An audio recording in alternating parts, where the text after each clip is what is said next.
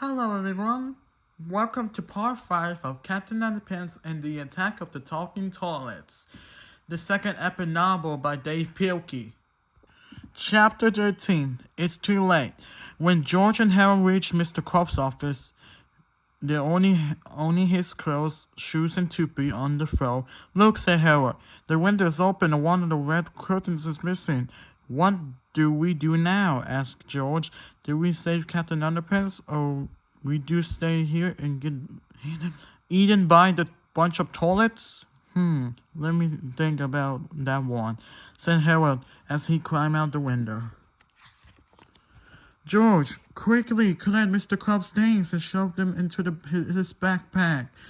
Then he jumped down to the window after Harold. The two boys slid down to the flagpole, ran out after Captain Underpants. Where he think he going?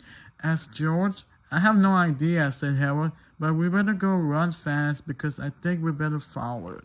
Captain Underpants dashed through the backyards, some neighboring house, and collected parts of underwear for the cruise shine. Mommy, said the little boy, look out of his window. A man in a red cape just stole our underwear. And now two boys are being chased by the filching looking taller with the sharp pointy teeth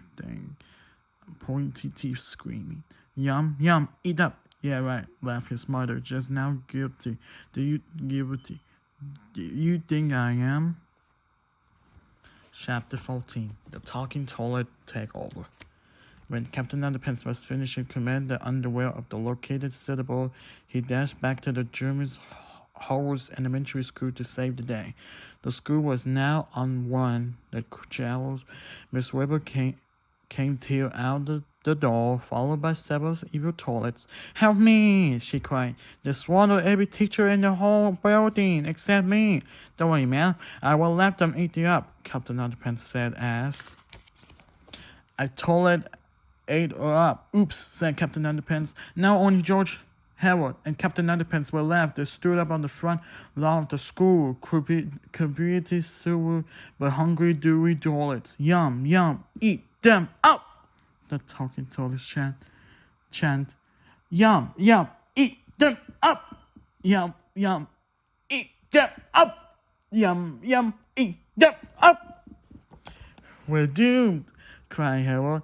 Never understood the sound of the power of underwear, cried Captain Underpants, as he stretched a shot of underwear into the radiant mouths of the talking toilets.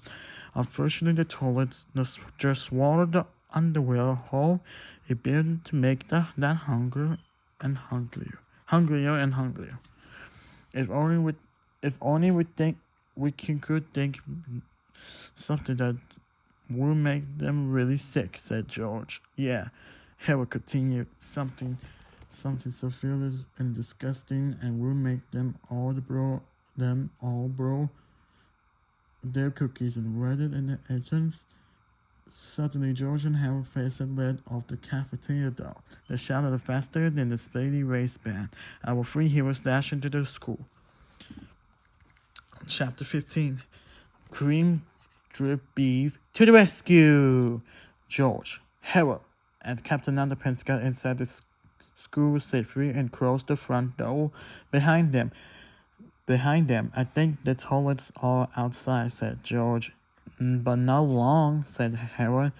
Quickly, they ran to the school's kitchen and discovered the corn holding a large vat of something green and slowly. Yuck, said George. Holding his nose, what is that stuff? I think it's tomorrow's lunch, said Harold. Excuse me. Perfect, said George. I never thought I would be glad to see the cream chippy beef.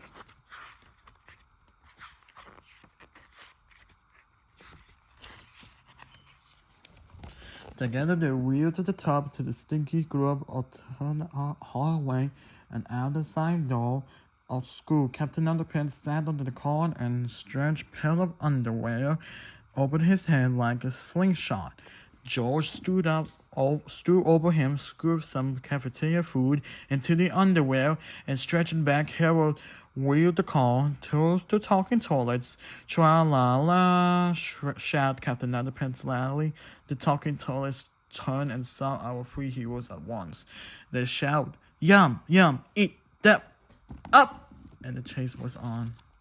Harold pulled the car across the playground as Toilet sip him after them. "Fire one!" cried Captain Underpants. Joe shot a grub of cream grippy beef into the first toilet's mouth. The toilet swallowed it whole. Harold kept pouring it as scoop out of service into the underwear and put it back. "Fire two!" cried Captain Underpants. "Sip!" When the cafeteria fluids right into the second toilet's mouth. The whole process spread itself until everyone last toilet has swallowed at least 2 servings of cream of crumbly beef. "We almost put out of the and more," Captain Underpants shouted. "And I don't think I can run anymore," said Harold, huffing and puffing. "Don't worry. Look," said George, pointing at the toilets. They had a shown up and were beginning to groan and wobble around. Their eyes crossed and they turned into all shade of green. Look out!" cried Harold. "I think they're gonna hurt." And that's just what they did. George, Harold, and Captain Underpants watched as the toilets outchuck every they had eaten during the day. The cream chopped beef, the underwear, even the teachers all came out without scratch. Then the toilets spun around the small circles and down to the ground. There, George checked the teachers. They're alive," he said. "Unconscious, but alive." "Wow," said Harold. "That was easy. Too easy," said George. "What do you mean?" asked Harold. George pulled the comic book out of his backpack and showed it to Harold. "Remember how to pass it to everyone on the front cover of a comic book to life?" he asked. "Yes, sir," said Harold. "Well," said George. He pointed to the Turbo Toilet 2000 on the front cover of the comic. We have seen him yet." Let's see. Chapter 16. The Turbo Toilet 2000. Suddenly, the Turbo Toilet 2000 charged out of the front door of the school. It was a terrible crash. The earth rumbled beneath its mighty footsteps, and nearly tons of chiseling stairs and red porcelain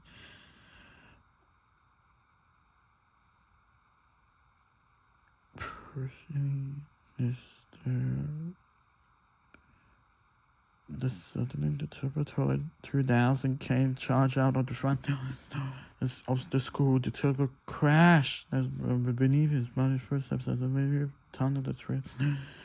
Straight away, pushing the stove up the heroes. Crash!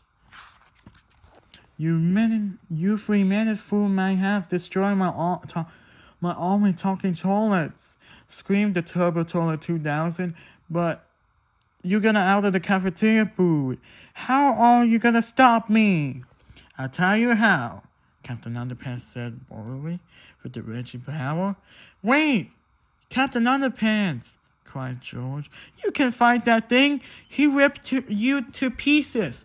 "Boys," said Captain Underpants, "nobody must fight family for the true justice is all of the pre-shrunk and convict."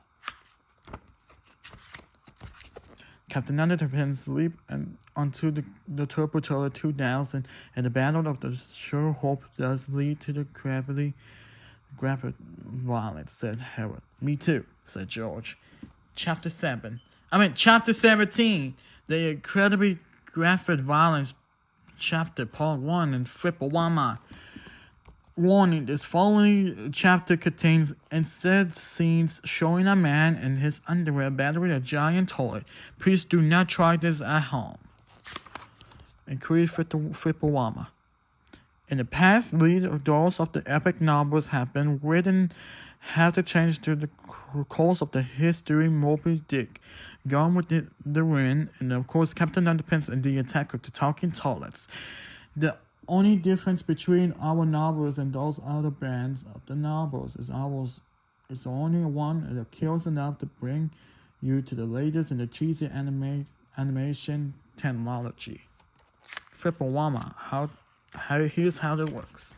Triple 111, Reggie Power versus Party Power.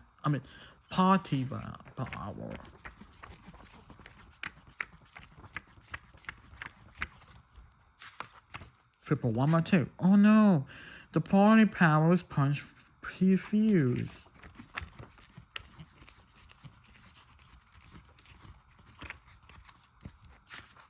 Triple 113.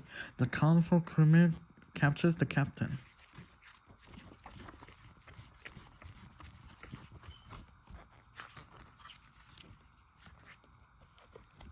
Alright, chapter 18. We will gonna read chapter 18 tomorrow. Alright guys, that was fun today. Hold on guys, I'm gonna take a picture of this one. I'll be right back. I'm sorry about that guys. I was gonna take a picture of it and I'm gonna send it to my YouTube channel so I can post it onto my videos. So yeah. So that was so much fun today about Captain Underpants and the Attack of the Talking Toilets. You know why? Because I love Captain Underpants so much. So maybe next time I'll get the adventures of Captain Underpants in full color. Maybe. And then I will get Captain Underpants and Captain Underpants 3, Captain Underpants 5, and Captain Underpants 6. I want to keep it to my collection, so I will keep my Captain Underpants books to my collection. So yeah. So thanks again for watching. Please like and subscribe. Bye bye.